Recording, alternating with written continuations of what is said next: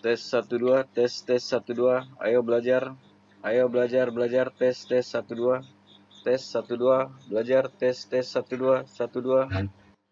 Assalamualaikum warahmatullahi wabarakatuh. Jumpa lagi di channel YouTube saya Serba Ilmu Eukdi Channel.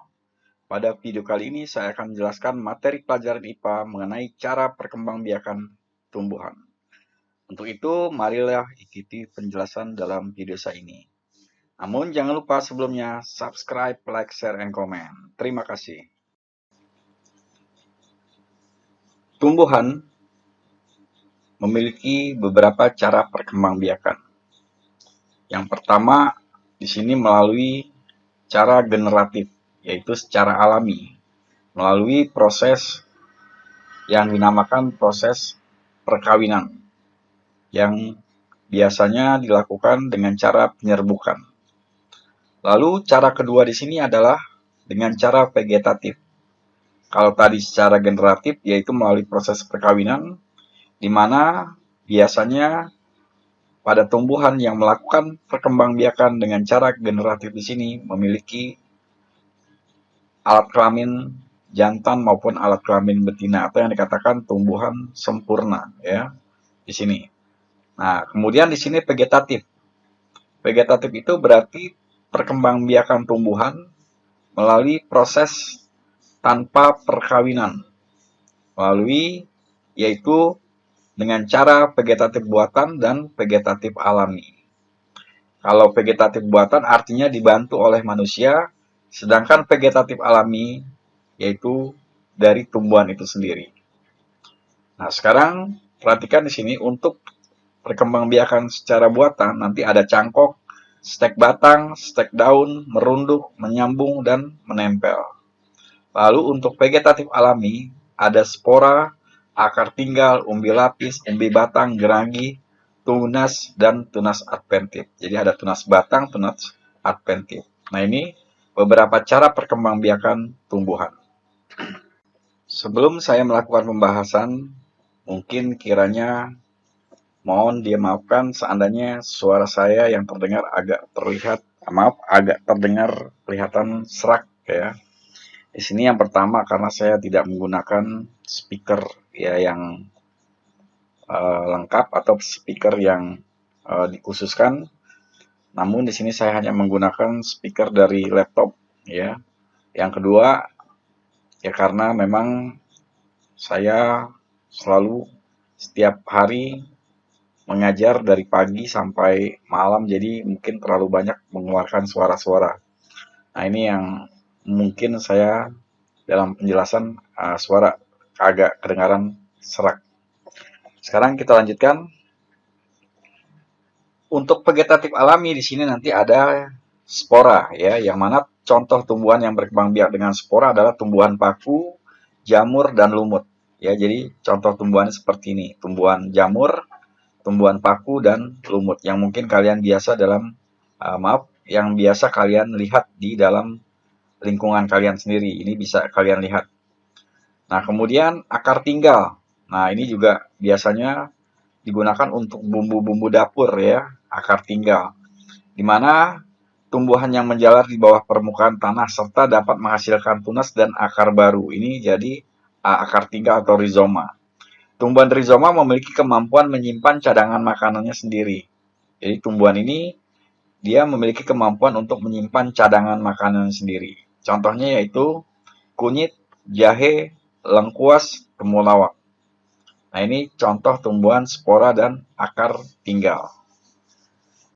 Namun perlu kalian ketahui juga biasanya selain sebagai bumbu dapur atau penyedap masakan, rizoma digunakan untuk bahan baku obat-obatan. Nah, itu jadi sekilas tentang akar tinggal atau rizoma ya, tumbuhan dengan akar tinggal atau rizoma. Lalu yang berikutnya yaitu umbi lapis. Nah, ini juga sering digunakan ya, digunakan untuk bumbu dapur ya, seperti bawang merah, bawang putih, bawang bombay. Nah, ada juga di sini nanti bunga bakung, bunga lili, ya, bawang putih, bunga dahlia, bunga tulip, dan eceng gondok ya. Ini eceng gondok, bunga tulip ya, bunga bakung ya. Nah, itu kemudian di sini ada bawang putih, bawang bombay, dan bawang merah. Nah, ini adalah contoh-contoh daripada umbi lapis. Berikutnya adalah umbi batang. Ya, di sini contohnya kentang, talas, ubi jalar, dan gadung.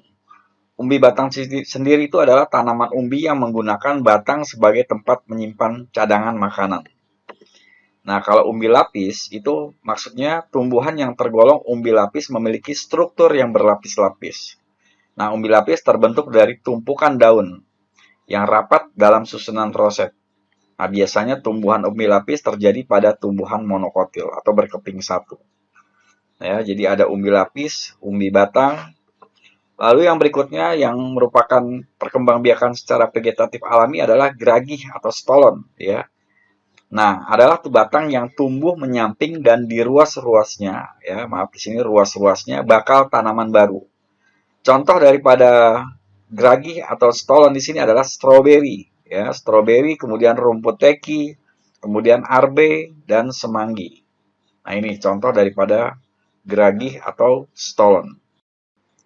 Perkembangbiakan vegetatif berikutnya yang secara alami adalah tunas. Tunas adalah tumbuhan yang baru tumbuh dari kecambah atau kuncup yang yang berada di atas permukaan tanah atau media.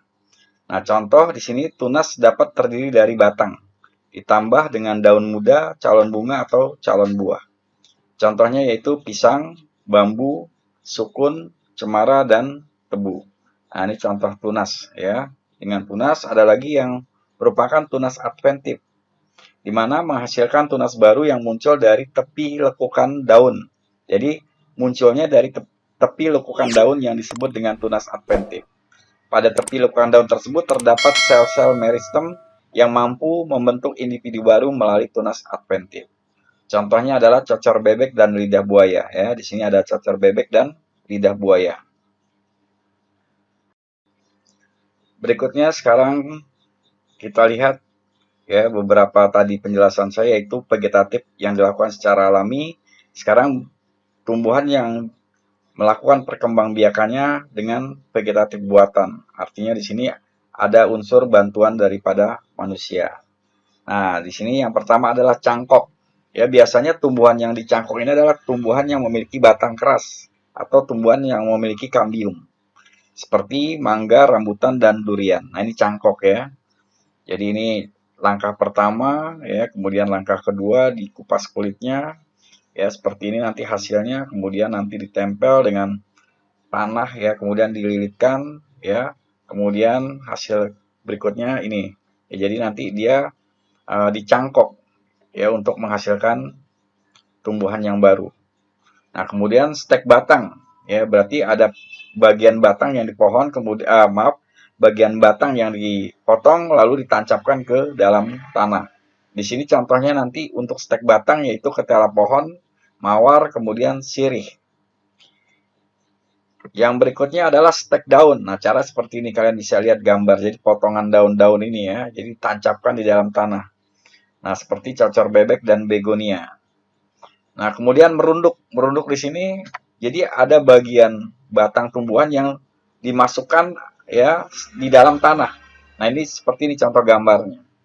Ya, masukkan ke dalam tanah kemudian keluar seperti ini. Nah, ini cara merunduk. Nah, kemudian yang berikutnya adalah menyambung. Ya, di sini contoh menyambung. Jadi seperti ini. Menyambung jadi tumbuhan tersebut ya di sini dipotong ya, kemudian dibuat seperti ini, lalu di tumbuhan yang di batang lainnya itu nanti dimasukkan. Lalu setelah ini untuk mengikatnya, untuk agar dia lebih kuat maka diikatkan di sini ya, seperti yang terdapat dalam contoh. Nah, tumbuhan yang menyambung di sini contohnya bisa dilakukan untuk tumbuhan mangga, durian, kopi ya. Nah, ini juga tumbuhan-tumbuhan yang memiliki batang keras. Yang perlu kalian ketahui juga di sini adalah di dalam menyambung atau mengenten itu menyambung bagian batang atas dengan bagian batang bawah. Yang mana tumbuhan mengenten ini adalah untuk menyambungkan ya, artinya tadi menyambungkan dari batang atas dan batang bawah dari dua tumbuhan yang berbeda namun sejenis. Tujuan apa? Yaitu untuk mencari bibit unggul, ya, mencari bibit unggul agar tumbuhannya menjadi lebih baik. Nah, seperti itu adalah tujuan daripada menyambung atau mengenten. Cara vegetatif alami yang berikutnya adalah menempel atau okulasi. Nah, cara-cara ini yang dilakukan adalah semata-mata hanya untuk mendapatkan bibit unggul. Jadi dengan cara-cara seperti ini maka akan terciptanya tanaman baru yang lebih baik lagi. Nah, itulah yang dapat dijelaskan sekilas tentang cara perkembangbiakan tumbuhan.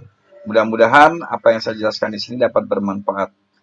Kurang lebihnya, wassalamualaikum warahmatullahi wabarakatuh. Jangan lupa subscribe, like, share, and comment.